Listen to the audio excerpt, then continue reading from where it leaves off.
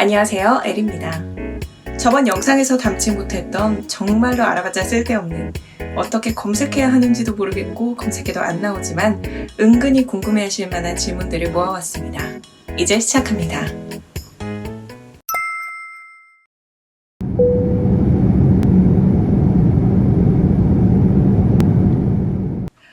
실제로 친구에게 받았던 질문입니다. 항공사마다 방송문이 조금씩 다르지만 비행기가 착륙하고 나서 손님들께서 하기, 즉 비행기에서 내리시기 전에 나오는 페어웰 방송이 있어요. 예를 들어서 승객 여러분, 이 비행기는 제주국제공항에 도착했습니다. 어쩌고저쩌고 두고 내리는 짐이 없는지 다시 한번 살펴주십시오. 어쩌고저쩌고 고맙습니다. 안녕히 가십시오. 이런 방송 기억나시나요? 여기서 마지막에 고맙습니다. 안녕히 가십시오. 라고 끝나는 곳이 꽤 있거든요. 그 친구가 비행기 탈 때마다 항공사 상관없이 고맙습니다. 와 안녕히 가십시오. 이 두 문장을 굉장히 붙여서 방송하던데 따로 이유가 있는 거냐고 묻더라고요. 보통은 문장이 나뉘어 있으니 적당히 띄워서 방송해야 하는데 고맙습니다. 안녕히 가십시오. 이렇게 방송하는 거죠. 이유는 사람마다 또 상황 따라 또 기타 등등의 요인에 따라 다를 수 있지만 제 생각에는 우선 손가락이 아파서 그런 것 같아요. 이 방송할 때 쓰는 인터폰은 그냥 전화기처럼 들어서 바로 말하는 게 아니라 push to talk, 줄여서 PTT 버튼이라고 부르는 걸 방송 내내 꾹 누른 채로 방송해야 하는데 이게 굉장히 뻑뻑합니다. 일반적으로 페어웰 방송은 최소 1분, 또 프로모션이나 새 취향지 홍보 아니면 터미널 변경, 기타 도착지 특이사항에 대한 방송이 추가되면 거의 2분이 되는데 엄지가 굉장히 아파요. 네, 해야 하는 방송 모두 해야 하니까 붙여서 말해도 전달에 큰 무리가 없는 고맙습니다. 안녕히 가십시오. 같은 문장을 붙여서 말하게 된 게 아닌가 싶어요. 또 손님들을 위해서 전달력에 문제가 없는 선에서 방송을 빨리 끝내려는 의도도 좀 있는 것 같아요. 이 기내 방송을 좋아하시는 분도 계시지만 짜증난다, 시끄럽다, 왜 이렇게 많이 하냐 등등 컴플레인도 가끔 접수된다고 하더라고요.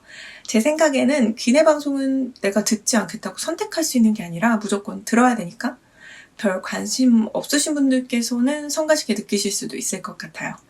또 LCC 항공사의 경우에는 엔터테인먼트 시스템이 없는 경우가 대부분이지만 FSC 항공사의 경우에 실컷 영화, 드라마 재미있게 보고 있는데 기내 방송 때문에 중단되면 얼른 마저 보고 싶어서 방송 빨리 끝났으면 싶으실 수도 있고요.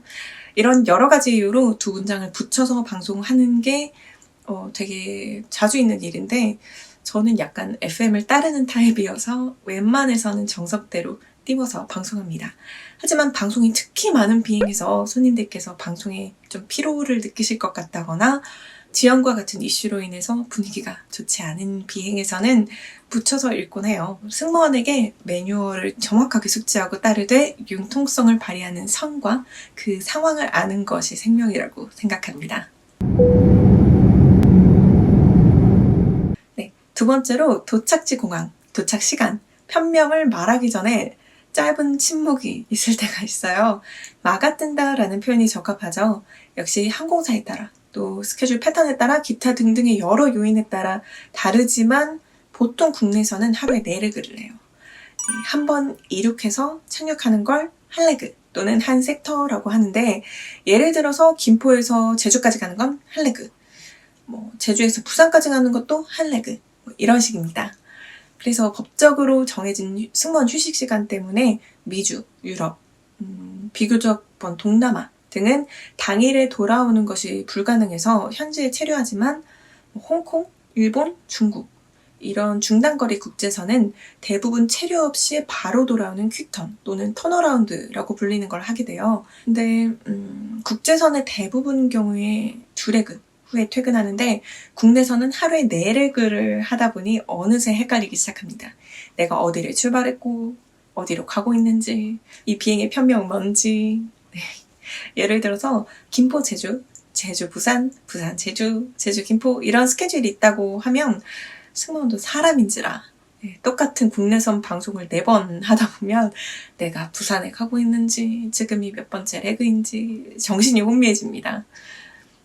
그래서 방송 전에 미리 포스트잇을 방송문에 붙여두고 끝난 비행은 지워가면서 해도 이제 한 비행당 200명 많게는 400명의 손님을 맞이하고 집 넣는 거 도와드리고 보안점검, 안전점검하고 서비스랑 방송 이런 거 이것저것 하고 내리신 후에 또 보안점검하고 이걸 4번 반복하다 보면은 정신없이 막 들어와서 바로 인터폰 들고 방송해야 할 때도 있고 또 하다 보니 순간적으로 이거 제주 가는 001편 맞지?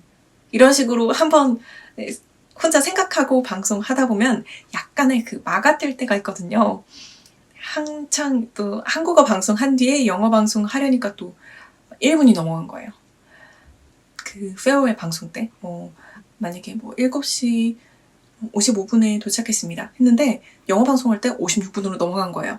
그러면은 55 하려다가 56am. 네, 그래서 도착 시간을 다르게 말해야 하는 경우도 있고 이럴 때는 이렇게 방송해놓고 손님들 다 아셨겠지? 하면서 엄청 민망하고 부끄러워요.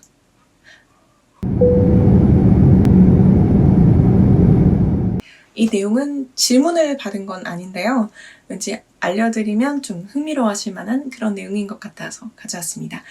특정 구역에만 제공되는 서비스가 있는 경우가 있어요. 예를 들어서 퍼스트나 비즈니스 클래스는 무료로 와이파이를 제공한다던가 그런데 이걸 전 구역에 방송을 해버리면 제가 이코노미 승객이어도 좀 혼란스럽고 기분 나쁠 수도 있을 것 같아요. 예를 들어서 지금 이거 이코노미에도 와이파이 가능하다는 얘기야?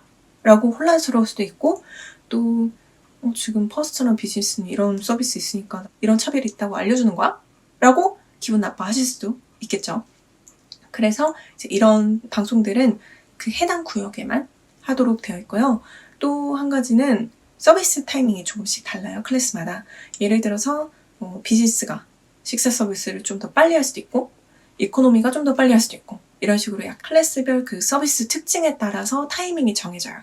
그래서 만약에 비즈니스 클래스는 아직 서비스 중이에요. 근데 이코노미는 식사 서비스가 다 끝났어요. 이런 경우에도 이제 서비스가 끝났으니까 다른 서비스를 먼저 시작을 할 수 있잖아요. 그래서 예를 들어서 식사 서비스가 다 끝났으니까 그 먼저 끝난 이코노미부터 따로 면세품 방송을 한다던가 이런 식으로 방송을 먼저 하는 용도로도 쓰입니다. 보통 여러분께서 타시는 여객기는 보잉과 에어버스. 근데 이 두 가지 제조사가 아무래도 약간 LG폰과 삼성폰이 다르듯이 차이가 있습니다. 방송에 쓰이는 인터폰도 이 제조사마다 다릅니다. 예를 들어 조작법도 다르고요. 그 앞서 말씀드린 푸시투턱, PTT 버튼뿐만 아니라 그 인터폰에 다양한 버튼이 있어요. 그래서 그걸 조합을 해서 그 조작을 하면서 클래스별로 다르게 방송을 할 수도 있고 아니면 조종실, 칵핏으로 연락을 할 수도 있고 이런 차이점이 있습니다. 방송 담당하는 승무원은 물론 그 해당 기종에 맞는 인터폰 조작 방법을 반드시 알아야겠죠. 네, 이렇게 검색을 어떻게 해야 할지도 모르겠고 검색을 해도 나오지 않고 알아봤자 정말 쓸데없지만 약간 흥미로운 그런 잡지식을 모아봤습니다. 네, 기내방송 외정으로 준비를 해봤는데 다음에는 좀 더 알차고 더 재밌고 흥미로운 내용으로 가져올 수 있도록 노력하겠습니다. 지금까지 에리였습니다. 감사합니다.